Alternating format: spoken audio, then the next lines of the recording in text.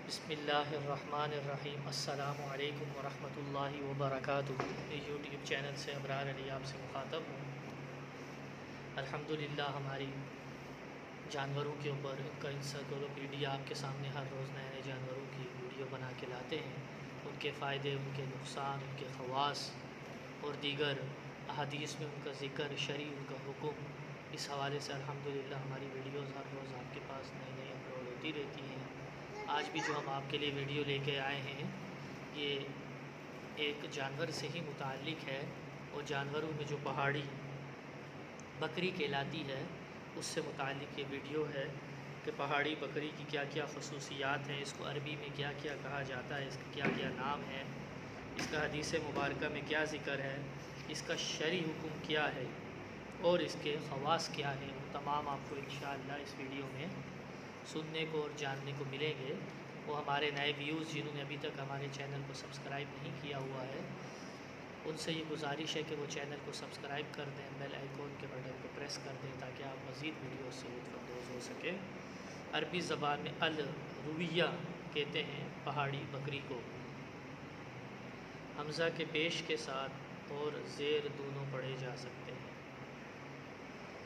یہ عربی زبان میں الروی بکری کو کہا جاتا ہے۔ بکری بھی وہ بکری جو پہاڑی بکری ہو، جو پہاڑ میں رہنے والی ہو۔ اس کا ذکر حدیث مبارکہ میں کہاں ملتا ہے؟ حدیث شریف میں آیا کہ نبی علیہ الصلوۃ والسلام حالت احرام میں تھے کہ آپ صلی اللہ تعالیٰ علیہ وآلہ وسلم کی خدمت میں بطور ہدیہ ایک پہاڑی بکرا پیش کیا گیا۔ دوسری حدیث میں حضرت عبداللہ بن عمر فرماتے کہ جنگ احد کے دن پہاڑ پر اس طرح پناہ گزین ہو گیا تھا جس طرح کے پہاڑی بکرے پہاڑی میں رہا کرتے ہیں۔ پھر میں اچانک نبی علیہ الصلوۃ والسلام کی خدمت میں حاضر ہو گیا۔ ہوا تو کیا، دیکھتا ہوں کہ آپ صحابہ کرام کے ساتھ تشریف فرماتے ہیں اور آپ کی آیت کریمہ نازل ہو رہی ہے کہ وما محمد الا رسول قد خلت من قبلہ الرسل، اور نہیں ہے محمد رسول اللہ مگر رسول، تحقیق ان سے قبل بھی رسول گزر چکے ہیں۔ اسی طریقے سے ترمذی شریف کی حدیث مبارکہ ہے جو کہ نبی علیہ الصلوۃ والسلام بلا شبہ دین اسلام حجاز کی طرف اس طرح سمٹ جائے گا جس طرح کہ سانپ اپنے بیل کی طرف سمٹ آتا ہے، اور دین حجاز مکہ اور مدینہ اس کے متعلقات میں اس طرح جڑ پکڑ لے گا جس طرح پہاڑی بکری پہاڑ کی چوٹی پر رہنے لگتی ہے، اور دین اجنبی حالت میں دنیا میں آیا اور آخر میں بھی یہی حالت ہو جائے گی۔ بس غریبوں یعنی اجنبی لوگوں کے لیے خوشخبری ہے، غریب ہی اس چیز یعنی میری سنت کو درست کر دیں گے جس کو میرے بعد لوگوں نے خراب کر دیا ہوگا۔ ایک اور حدیث مبارکہ میں آیا، حضرت ابو ہریرہ رضی اللہ تعالیٰ عنہ سے روایت ہے کہ حضرت یونس بن متی علیہ السلام کھلی ہوئے چٹیل میدان میں ڈال دیے گئے تو اللہ نے وہاں پر کدو کی بیل اگا دی، اور آپ کے لیے ایک جنگلی بکری کا انتظام کر دیا جو خشکی سے چر کر آپ کے سامنے آ کر اپنی ٹانگ اٹھا دیتی، آپ اس کے دودھ سے صبح شام سیراب ہوتے تھے، یہاں تک کہ آپ یونس علیہ السلام کا جسم گوشت سے بھر آیا۔ ابن عطیہ کہتے ہیں کہ اللہ تعالیٰ نے حضرت یونس علیہ السلام کی راحت کے لیے کدو کی بیل کا سایہ کر دیا تھا۔ اس طرح آپ پرورش کا انتظام یوں کیا کہ ایک پہاڑی بکری روزانہ صبح شام آپ کی خدمت میں آتی تھی، آپ اس کا دودھ دھوتے اور خوب سیر ہو کر پیتے تھے۔ اس طرح اللہ تعالیٰ نے حضرت سیدنا یونس علیہ السلام پر فضل کا معاملہ فرمایا تھا۔ قسم قسم کی غذا، مختلف قسم کی غذائیں کدو سے ملتی تھی اور دل بہلانے کے لیے مختلف دلچسپ چیزیں موجود رہا کرتی تھی حضرت سیدنا یونس علیہ السلام کے پاس۔ ابن جوزی نے حضرت حسن سے اللہ تعالیٰ کے اس قول وَفَدَيْنَاهُ بِذِبْحٍ عظیم کے تحت اس بات کا ذکر کیا ہے کہ اللہ تعالیٰ نے حضرت ابراہیم علیہ السلام کی خدمت میں ایک پہاڑی بکرے کو ایک پہاڑی درے سے بھیجا تھا۔ حضرت عوف کی حدیث میں ہے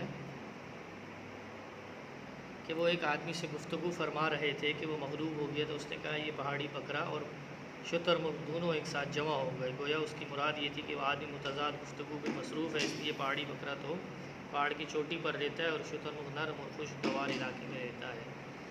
اب خصوصیات کیا ہیں پہاڑی بکرے کی یا بکری کی؟ پہاڑی بکرے کی خصوصیت یہ ہے کہ اس میں بچوں کی شفقت و محبت کا جذبہ پایا جاتا ہے۔ اگر کسی شکاری نے پہاڑی بکرے کے بچوں میں سے کسی ایک پر حملہ کر کے شکار کیا تو دوسرا اس کے پیچھے بھاگا چلا آتا ہے، گویا وہ ایک ساتھ رہنا چاہتے ہیں۔ نیز اس جانور کے اندر ماں باپ کے ساتھ حسن سلوک کرنے کا جذبہ بھی موجود ہوتا ہے۔ مثلا یہ ایسا کرتا ہے کہ جو چیزیں اس کے ماں باپ کھاتے ہیں وہ ان کو لے کر ان کی خدمت میں پیش کرتا ہے، اور والدین بوڑھے جاتے تو یہ جانور غذا کو اپنے دانتوں سے چبا چبا کر اپنے والدین کو کھلاتا ہے، وفاداری بھی۔ بعض حضرات کہتے ہیں کہ پہاڑی بکرے کے دونوں سینگوں میں 2 سوراخ ہوتے ہیں جس سے وہ سانس لیتے ہیں۔ اگر یہ دونوں سوراخ کسی وجہ سے بند ہو جائے تو پہاڑی بکرے کی موت واقع ہو جاتی ہے۔ شرعی حکم: پہاڑی بکرے کا گوشت تمام اہل علم کے نزدیک حلال ہے۔ اس کی تفصیل بھی انشاءاللہ آگے آئے گی۔ پھر اسی میں ایک تنبیہ بھی ہے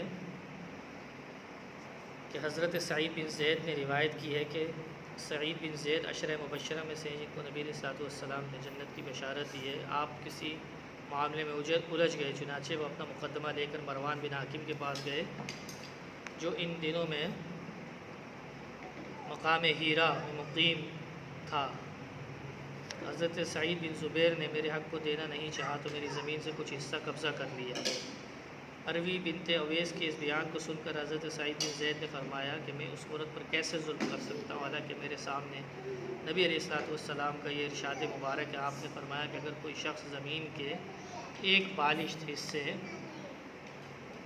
پر بھی زبردستی قابض ہوگا تو قیامت کے دن اس کو 7 زمینوں کے برابر توق میں نہیں جائے گی۔ یہ حدیث بھی ذکر ہوئی۔ پھر پہاڑی بکرے کے حوالے سے پہاڑی بکرے کے خواص یہ ہیں، اس کے آپ کو میں نے بتایا، اس کی وفاداری، اس کی اطاعت، اس کی فرما برداری۔ اب پہاڑی بکرے کے خواص کیا کیا ہیں؟ اگر کوئی چست اور محنت و مشقت کرنے والا شخص بدن میں تھکن اور درد محسوس کرے تو پہاڑی بکرے کے سینگ اور کھروں کو پیس کر ملا کر تمام بدن پنڈلیوں میں مالش کرے تو اسے اتنا آرام محسوس ہوگا جیسے اس نے کوئی کام ہی نہ کیا ہو۔ یہ اس کے خواص میں سے ہیں۔ ویسے تو اس کے گوشت میں ہی بڑے فائدے ہیں۔ اس کے دودھ کے بارے میں نے آپ کو پورا واقعہ تفصیلاً بتایا کہ حضرت یونس علیہ السلام جب مچھلی کے پیٹ سے واپسی باہر آئے تو آپ اسی کا دودھ تناول فرماتے رہے اور کدو کی بیل آپ پر چھاؤں بنی رہی اور کدو بھی آپ کھاتے رہے اور پہاڑی بکری کے دودھ سے ہی آپ سیراب ہوتے رہے۔ آپ اندازہ لگا لیں کہ کتنا طاقتور اور قوی اس کا دودھ ہوتا ہے۔ پھر اسی کے ساتھ ساتھ اس کا گوشت بھی اسی طرح طاقتور اور قوی ہوتا ہے۔ علماء کہتے ہیں کہ بہت زیادہ جسم کے لیے یہ طاقتور اور قوی دودھ ہوتا ہے۔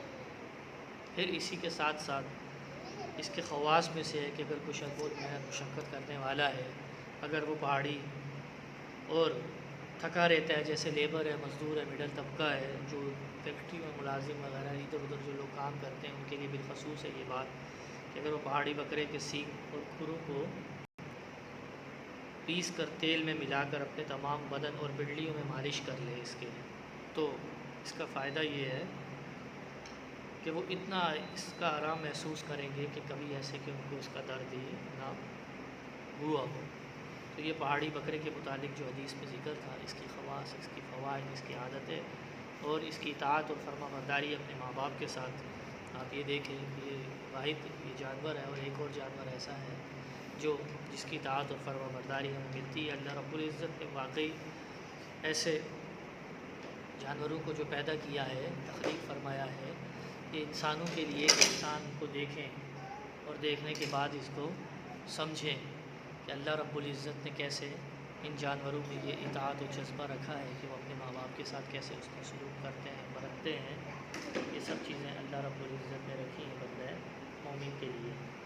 تو ہمیں بھی ان جانوروں سے صرف کھانے پینے تک نہیں، اپنے پیٹ کی تک نہیں، بلکہ ان کی اطاعت و فرما برداری کو بھی دیکھنا چاہیے کہ ان کے اندر اللہ نے کتنی اطاعت اور فرما برداری رکھی ہے۔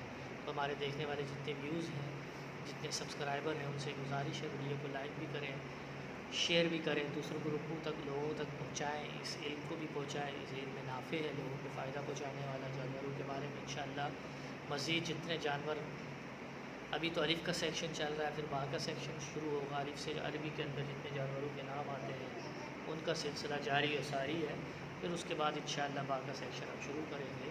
جزاک اللہ خیرہ۔ السلام علیکم ورحمۃ اللہ۔